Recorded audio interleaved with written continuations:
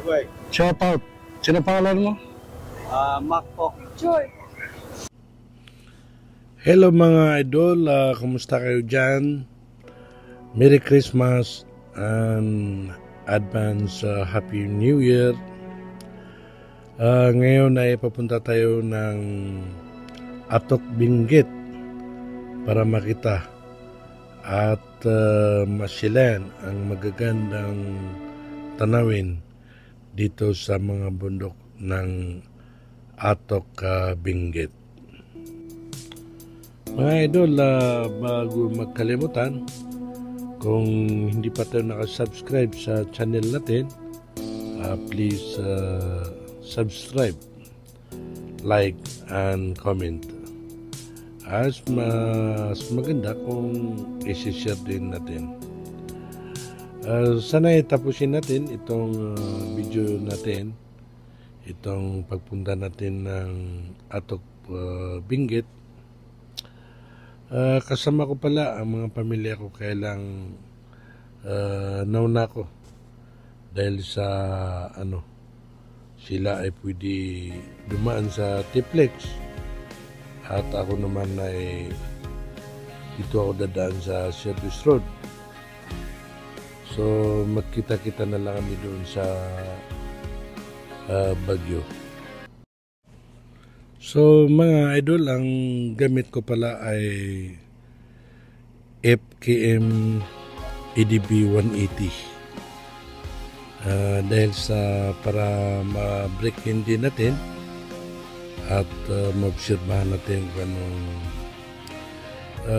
kagandahan at hindi maganda dito sa EDB 180 na scooter na to. So, maghahanap tayo ng magasolinahan. Magpultang na tayo kasi medyo malayo-layo ang ating ride. So, ito, nakagasolina tayo. Time check, 11 PM. At sa wakas, andito na tayo sa Baguio. Dumating tayo rito sa Baguio City ng mga 5:30. So ito yung Baguio. Napakaraming turista dahil time ng bakasyon. Ganun pa rin. Mas lalong gumaganda ang Baguio. Baguio City. So napaka-romantic dito sa Burham Park. At shout out pala sa iyo, ate. Huwag mo masyadong isipin at dibdibin. Marami pang iba dyan at mas deserving. At siyempre nag-selfie din tayo. At yun, nung nagkita-kita na kami, ay tumuloy na kami sa papuntang Atok Benguet. So yan, nabidyoan nila ako dahil sa nakasunod sila sa akin. So habang ako ay naka-ride, ay yung napansin ko na malamig na dito. At tanaw na tanaw mo yung magagandang view dito sa papuntang Atok Benguet. So mga idol, balik pala tayo dun sa scooter na to, itong EDB 180. Ang na-observe ko dito ay napakadali siyang i-drive. Magaan siya. At napakabilis niya, mabilis siya. So kaya nagustuhan ko dahil sa mga biglaan na mga lubak-lubak ay yun nga.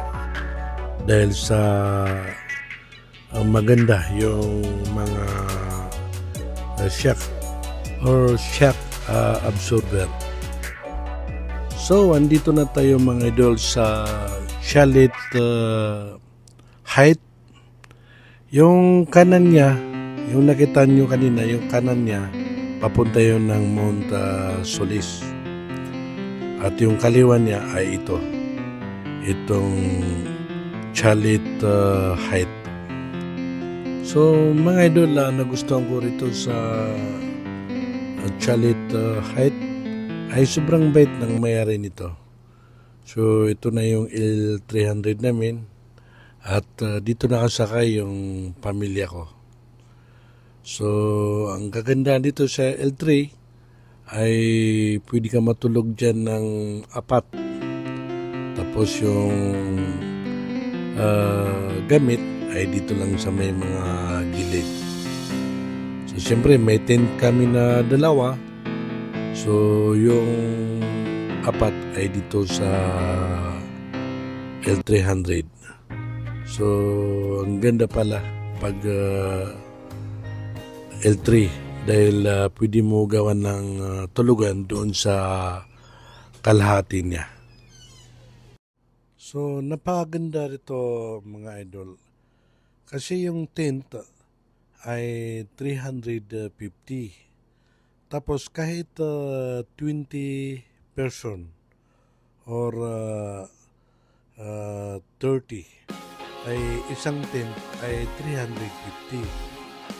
Yun lang ang babayaran mo, yung 350. So sobra tipid mga idol kasi dalawang tent namin bali 700. 10 kami. Di nakatipid kami. Kung sa iba ay per head ay 350. Dahil sa 10 kami ay 3,500. Ito ang binayaran lang namin ay 700 pesos. Ito yung aktor sa amin. Pero barangay chairman yan. Yan, director yan ng IAM. IAM Worldwide. Yun namang isa doon, IT. Business. At ito naman yung asawa ko. Na buti at nagkasundo kami at sinamadan niya ako. At yun naman yung unggoy namin. Minsan nagiging aswiyan sa web eh. Pero palagi siyang zombie. Kumbet talaga mga idol yung may-ari nito. Nung nakita niya na yung tent namin ay tinutumba na dahil sa ang lakas ng hangin noong gabi na yun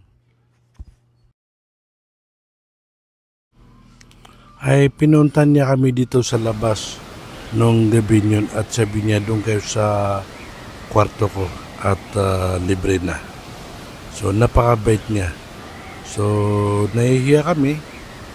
Sabi namin okay lang kasi pwede kami sa L3. So dahil sa pinipilit niya kami, kaya nahiya kami na hindi sumunod sa kanya. So 8 ang natulog doon sa isang bakanteng room niya kasi sobrang lakas ng hangin yun. Pati siya ay sabi niya ay first time ko naramdaman itong sobrang lakas ng hangin.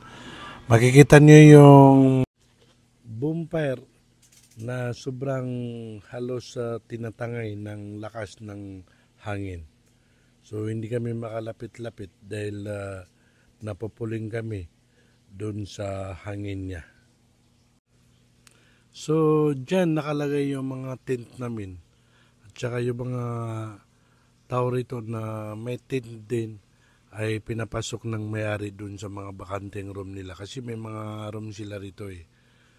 So yun, hindi kami nakatulog doon sa tent namin dahil sobrang lakas ng hangin. Katis. Isa to kasi mga doon sa pinakamataas na bundok dito sa anong barangay ito? Barangay Ito po Paway. yung may Paway na to. Paway ito. Ang katabi lang ng Mount Solis, no? Oo, Mount Olis. Pero anong kanto? Anong bundok? Paway. Paway. Ang number natin, ma'am, para mag-reserve sila? 0909-9253. Yung mga yung cellphone number Ang kulit ko naman. Dito kayo kasi na-try namin at saka napakabait ni ma'am. Anong pangalan mo? Catherine. Catherine. Wow. Sige ma'am, thank you ha. Sige po.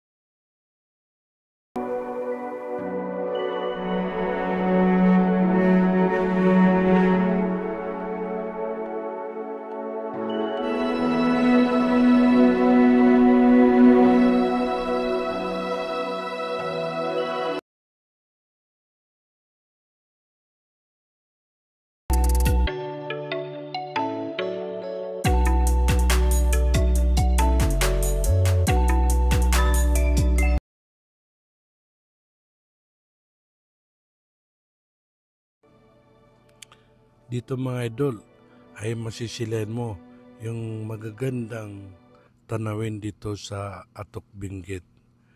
Dito ay katabi lang ng Mount Solis. Sa katunayan nga ay pumunta kami doon bago kami dito campaign.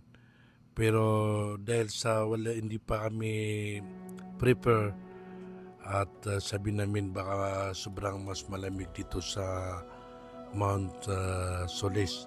So dito muna kami sa Chalice Height, pero ganun din ang lamig din dito sa Chalice Height. So pag andito ka na ay nawawala yung pagod at nakakaganda ng feeling. Ang ganda ng nararamdaman mo dahil sa fresh na hangin at dahil sa nakikita mo na magagandang tanawin dito sa Atok Benguet.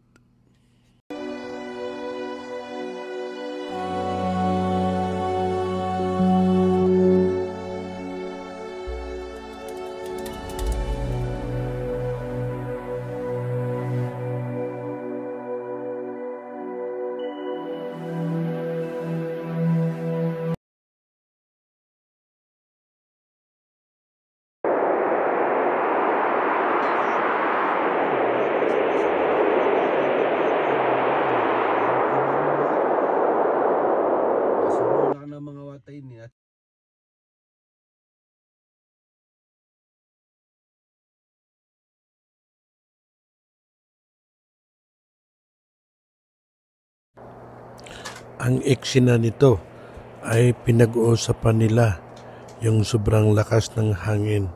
Ang sabi ng isa, bakit ka nakatagal doon sa tent na sobrang lakas ng hangin? Ang sabi naman ng isa, akala niya ay lilipad na yung tent dahil doon sa hangin. Katunayan nga itong L300 ay talagang umaalog. Inaalog siya ng hangin kasi sobra talagang lakas ng hangin. So dahil doon ay umalis sila sa tent dahil sa hangin na yun at tuluyan ng pinadapa paglabas mo kasi wala ng ka hangin ng yung mga makapasok. tent namin. Kaya dito kami nakapagtago dito sa L300.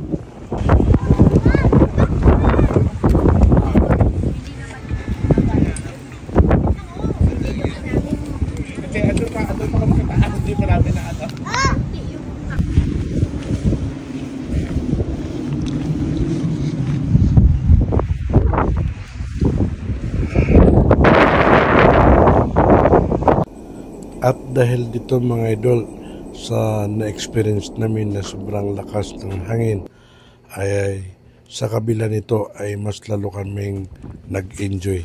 Sobrang saya ng travel namin. Kahit ito ay medyo nakakatakot pero nag-enjoy naman ang grupo namin. Ay umuugong siya parang nagsasalita. So yung mga kasama namin ay andito sa L300 at dito sila nakapagtago. Kaya yun nga, hindi nakatis yung may-ari dito sa Chalice Height ay pinuntahan kami at sabi niya doon na kayo matulog sa isang room namin na 8 katao ang kasya. So yun nga, yung iba ayaw kasi gusto nila magkakasama kami. Pero yun, napilit din ng may-ari na matulog doon sa room niya doon sa loob at libre na yun.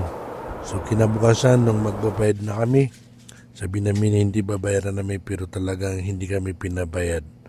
Talagang ang bait ng may-ari nito mga idol.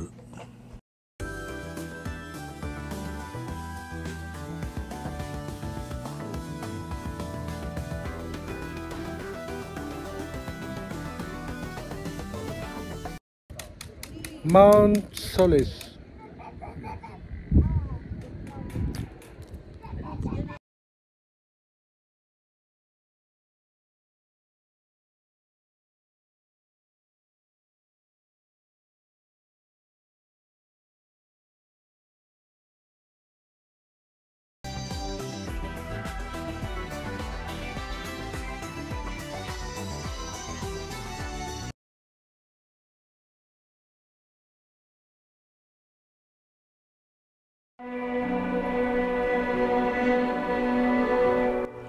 So mga idol, dito lang nagtatapos ang ating video.